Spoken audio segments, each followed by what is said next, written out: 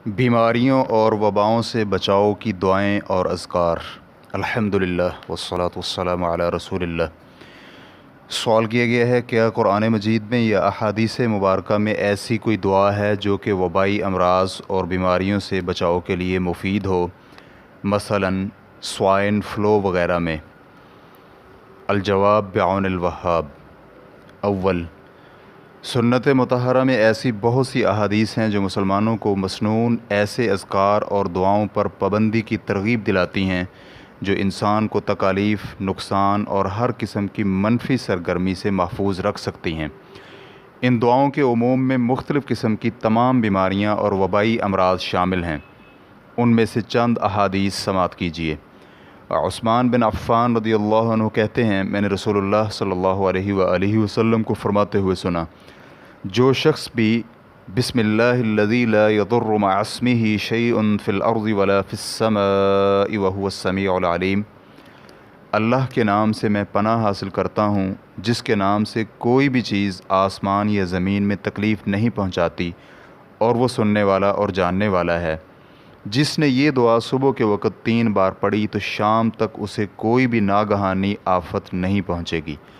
इस हदीस को अबू दाऊद हदीस नंबर 5088 और तिरमिज़ी हदीस नंबर 3388 ने रिवायत किया है और सही भी करार दिया है। ताहम तिरमिज़ी में इसके अल्फाज कुछ यूँ हैं, जो शख्स भी ये कलिमात बिस्मिल्लाहिल्लज़ी ला यज़ुर्रु मअ इस्मिही शैउन फ़िल अर्ज़ि वला फ़िस समाई व हुवस समीउल अलीम, अल्लाह के नाम से मैं पनाह हासिल करता हूँ जिसके नाम से कोई भी चीज़ आसमान या ज़मीन में तकलीफ़ नहीं पहुँचाती और वो सुनने वाला और जानने वाला है, सुबह और रोज़ाना शाम के वक़्त कहता है तो कोई भी चीज़ उसे नुकसान नहीं पहुँचाती।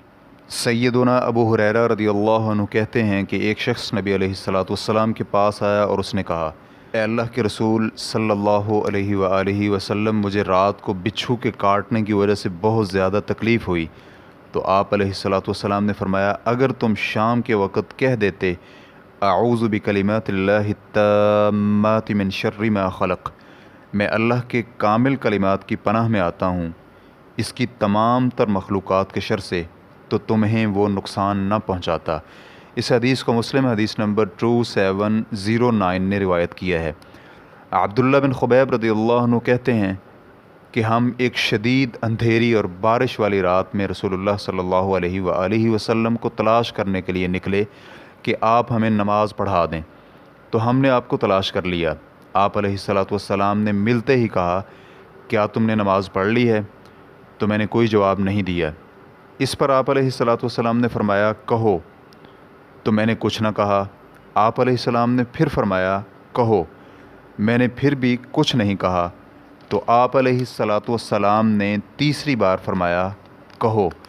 मैंने अर्ज़ किया, अल्लाह के रसूल, मैं क्या कहूँ?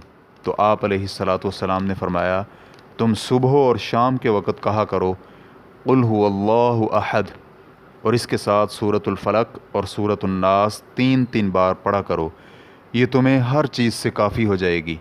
इस हदीस को तिरमिज़ी हदीस नंबर 3575 और अबू दाऊद हदीस नंबर 5082 ने रिवायत किया है। अल्लामा इब्न बाज़ रहमहुल्लाह कहते हैं, तमाम मखलूक़ात के हर किस्म के शर से तहफ़्फ़ुज़ और आफ़ियत पाने के साथ साथ पुरअमन रहने के लिए इंसान अल्लाह ताला के कामिल कलिमात की पनाह सुबह और शाम 3-3 बार अल्लाह ताला से मांगे और कहे, अऊज़ु बिकलिमातिल्लाहि ताम्माति मिन शर्रि मा खलक़, मैं अल्लाह के कामिल कलिमात की पनाह में आता हूँ उसकी तमाम तर मखलूक के शर से। इसलिए कि ऐसी रिवायात साबित हैं जिनमें इन अल्फाज को आफ़ियत का सबब करार दिया गया है। इसी तरह सुबह और शाम ये अल्फाज भी पढ़े, बिस्मिल्लाहिल्लज़ी ला यज़ुर्रु मअ इस्मिही शैउन फ़िल अर्ज़ि वला फ़िस समाई व हुवस समीउल अलीम, अल्लाह के नाम से मैं पनाह हासिल करता हूँ जिसके नाम से कोई भी चीज़ आसमान या ज़मीन में तकलीफ़ नहीं पहुँचाती और वह सुनने वाला और जानने वाला है।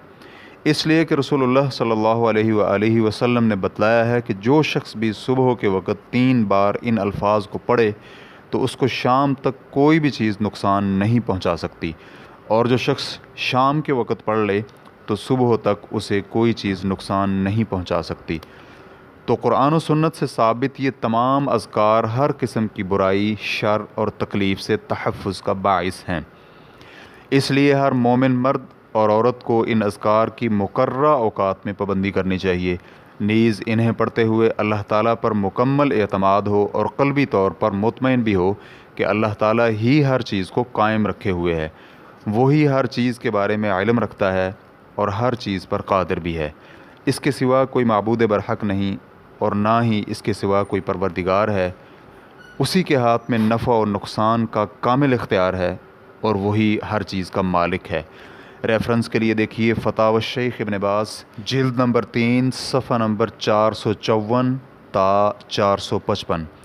اسی طرح سیدنا عبداللہ بن عمر رضی اللہ عنہما سے مروی ہے کہ رسول اللہ صلی اللہ علیہ وآلہ وسلم صبح یا شام کے وقت ان کلمات کی پابندی کیا کرتے تھے: اللہم انی اسألک العافیۃ فی الدنیا والآخرہ، اللہم انی اسألک العفو والعافیۃ فی دینی و دنیای و اہلی و مالی، اللہم استر عوراتی و آمن روعاتی، اللہم احفظنی من بین یدی و من خلفی وعن یمینی وعن شمالی ومن فوقی وَأَعُوذُ بِعَظَمَتِكَ أَنْ أُغْتَالَ مِنْ تَحْتِي۔ اے اللہ، میں تجھ سے دنیا اور آخرت میں ہر طرح کی عافیت طلب کرتا ہوں۔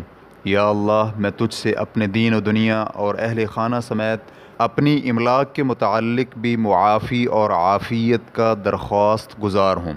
یا اللہ، میرے عیب چھپا لے اور مجھے میرے خدشات و خطرات سے امن عطا فرما۔ یا اللہ، میرے آگے، میرے پیچھے، میرے دائیں، میرے بائیں اور میرے اوپر سے میری حفاظت فرما، اور میں تیری عظمت کے ذریعے سے اس بات سے پناہ چاہتا ہوں کہ میں اپنے نیچے کی طرف سے ہلاک کر دیا جاؤں۔ اس حدیث کو ابو داؤد حدیث نمبر 5074 اور ابن ماجہ حدیث نمبر 3871 نے روایت کیا ہے، اور شیخ البانی رحمہ اللہ نے اسے صحیح ابو داؤد میں صحیح قرار دیا ہے۔ الشیخ ابو الحسن مبارک پوری رحمہ اللہ اس دعا کی شرح میں کہتے ہیں: رسول اللہ صلی اللہ علیہ وآلہ وسلم کا فرمان اللہم انی اسألک العافیہ، یعنی مطلب یہ ہے کہ دینی امور میں آزمائشوں اور دنیاوی سختیوں سے سلامتی اور تحفظ کا طلبگار ہوں۔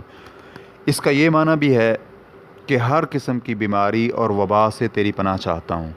تیسرا معنی یہ بھی بتلایا گیا ہے کہ اللہ تعالیٰ ان بیماریوں میں مبتلا نہ کرے، اور اگر کر بھی دے تو اس پر صبر کرنے اور اللہ کے فیصلوں پر سر تسلیم خم کرنے کی توفیق دے۔ لفظ العافیہ عربی زبان میں فعل عافا یعافی معافاتن کا مصدر ہے یا اسم ہے۔ اس کا معنی بیان کرتے ہوئے صاحب القاموس کہتے ہیں کہ عافیت اللہ تعالیٰ کی طرف سے بندے کے تحفظ کو کہتے ہیں۔ چنانچہ عربی جملہ عافا اللہ تعالی من المکروہ عفاء و معافاتا و عافیتا اس وقت کہا جاتا ہے جب اللہ تعالیٰ کسی بندے کو بیماریوں، بلاؤں اور تکالیف سے بچا لے۔ اس کا معنی عربی لفظ اعفاہ جیسا ہے۔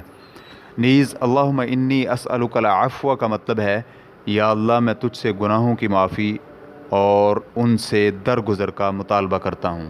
والعافیت یعنی عیوب سے پاکی، فی دینی و دنیایا یعنی دینی اور دنیاوی تمام امور میں۔